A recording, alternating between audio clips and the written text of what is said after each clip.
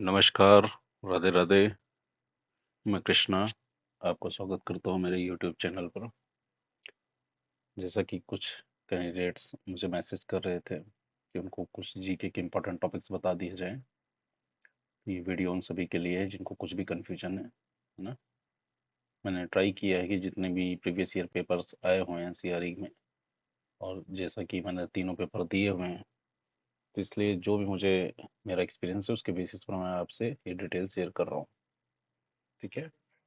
कोई भी कन्फ्यूजन रहे आप कमेंट सेक्शन में बता दीजिएगा। Will update it. और जो जैसा कि अभी टाइम बहुत कम बचा है आप लोगों के पास, 10 दिन है, तो रेदर देन बहुत ज़्यादा रिसोर्सेज पर मत भागिए, है ना। कंसंट्रेट करिए कि आप ज़्यादा से ज़्यादा चीज़ें कवर कर पाएँ। जो आपने पढ़ रखा है उस पर रिवाइज करिए। कंसंट्रेट उन 80 क्वेश्चंस पर करिए जिससे आपकी रैंक आनी है। ठीक है। ये 20 क्वेश्चन आपकी इसमें हेल्प कर सकते हैं कि उस 80 क्वेश्चन में कुछ गलत हुए तो इधर से आप भरपाई कर पाएँ। अगर आप कट ऑफ देखेंगे हर बार का तो ऑलमोस्ट 315, 320, 310 के आसपास जाता है।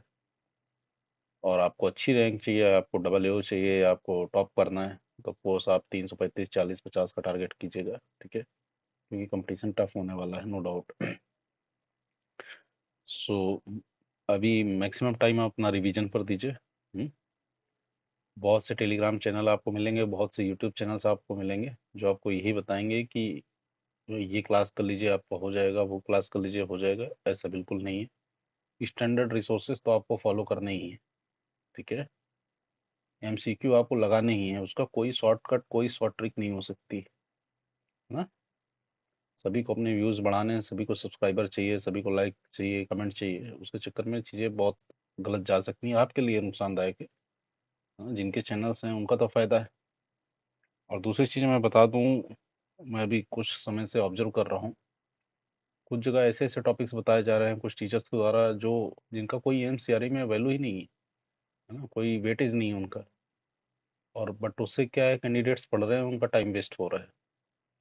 सो अगर आपको प्रीवियस ईयर पेपर मिल रहा है कहीं, किसी ग्रुप में पढ़े हुए हैं तो ठीक है, देख लीजिए, एक बार एनालिसिस कर लीजिए। बाकी खुद से पढ़ने की कोशिश करिए, है ना। आप एक ऑफिसर बनने जा रहे हैं तो आपके अंदर ऑफिसर लाइक क्वालिटी भी होनी चाहिए। अगर आपने चार जगह चार चैनल देखे और चारों ने अलग अलग चीज़ बताई तो आप कंफ्यूज हो जाएंगे, है ना। इसलिए पहले कोर कवर करिए, पहले सीसीएस रूल्स कवर करिए। ठीक है। जीएफआर से ज़्यादा इंपॉर्टेंट सीसीएस रूल्स है। पहले सीसीएस रूल्स कवर करिए, फिर उसके बाद कहीं और जाइए आप। ठीक है। अभी के लिए मैं आपको इंपॉर्टेंट टॉपिक्स बता देता हूँ। सबसे पहले तो जो मेजर सुपरलेटिव्स हैं जैसे इंडिया एंड वर्ल्ड के, मोस्टली इंडिया पर कंसंट्रेट करता है। जैसे लॉन्गेस्ट रिवर कौन सी है इंडिया में, ये क्वेश्चन आया हुआ है। ठीक है। Largest state by area Rajasthan, ये मैं आपको ऐसा एग्जांपल देती हूँ। हाईएस्ट वाटरफॉल किसी एग्जाम में पूछ रखा है सीआरई के ही। अब वो एलडीसी का था या यूटीसी का था या जेओ का था, डबल ए का था, I don't remember that. Largest desert कौन सा है, तो इंडिया में कौन सा है ये पता होना चाहिए आपको। मतलब मेनली कंसंट्रेशन इंडिया पर रखिए। ठीक है। बट जो मेजर चीजें हैं वर्ल्ड की उन्हें भी आप याद कर सकते हैं, है ना। ज़्यादा इसमें टाइम नहीं लगेगा आपको। ये आजकल तो चैट जीपीटी का ज़माना है ना।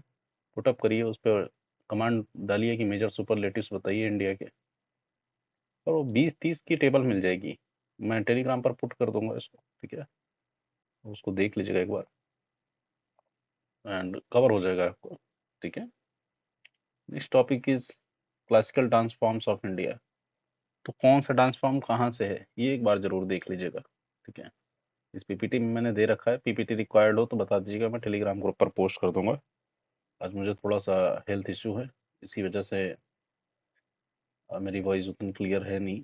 हम्म, इसको एक बार देख लीजिएगा। इनके जो मेजर डांसर्स हैं इसमें, है ना, मेजर पर्सनालिटीज हैं भरतनाट्यम से रिलेटेड, कथक से रिलेटेड, कथकली से रिलेटेड, ये एक बार देख लीजिएगा, क्वेश्चंस आते हैं इनसे। ठीक है। कुछ इंपॉर्टेंट हिस्टोरिकल बुक्स। अब मुझे एक क्वेश्चन याद आ रहा है, सीआरई में पूछा था कि नाट्य शास्त्र किसके द्वारा लिखा गया है ना। भरत मुनि जी के द्वारा लिखा गया था। तो ऐसे ही कुछ जो इम्पोर्टेंट बुक्स हैं, आईने अकबरी बहुत इंपॉर्टेंट है, देख सकते हैं। राज तरंगिणी है ना, कश्मीर की हिस्ट्री बताती। तो ये एक बार देख लीजिएगा। इंडिका है तो इंडिका की ओरिजिनल कॉपी खो गई है, बट लिखा किसने था ये पता होना चाहिए आपको। अर्थशास्त्र कौटिल्य का है ना, चाणक्य जी का। ठीक है? पंचतंत्र किसने लिखा है? ये दे याद रहना चाहिए आपको। These are the basic, very basic things of GK, है ना? अगर आप लेवल 6 लेवल 7 की प्रिपरेशन कर रहे हो, अगर आपको ये चीज़ें नहीं पता है, सो आपको डेफिनेटली इसको याद करना चाहिए, वरना आप कंपटीशन से बाहर हो जाएंगे। आप ये देखिए कि पंचतंत्र किसने लिखा है, और शरत शरत चंद्र कुछ करके है एक, वो किसने लिखा हुआ है ना? हमारा राष्ट्रगान किसने लिखा हुआ है? ये चीजें देख लीजिए बेसिक। और इतना आप कर लेंगे तो आपके आई थिंक 70-80% क्वेश्चन सॉल्व हो जाएंगे। और देखिए, आप जीके में कभी ये डिपेंड होकर नहीं जा सकते कि मेरे पास 6 क्वेश्चन आएंगे, 6 मैं सही कर लूंगा, है ना? ये बहुत बड़ा है मेरे लिए। खैर, ये सबसे बड़ा बेनिफिट रहा है जीके सिलेक्शन में, क्योंकि मेरा बैकग्राउंड सिविल सर्विसेज का है, तो मेरा बेनिफिट है इसमें कि मेरे क्वेश्चंस गलत नहीं जाते हैं। बट इन जनरल अगर आप एसएससी की प्रिपरेशन कर रहे हैं या एम्स की प्रिपरेशन कर रहे हैं, तो इतना ज़्यादा कंटेंट कंज्यूम कर पाना इतने कम टाइम में पॉसिबल नहीं होगा आपके लिए।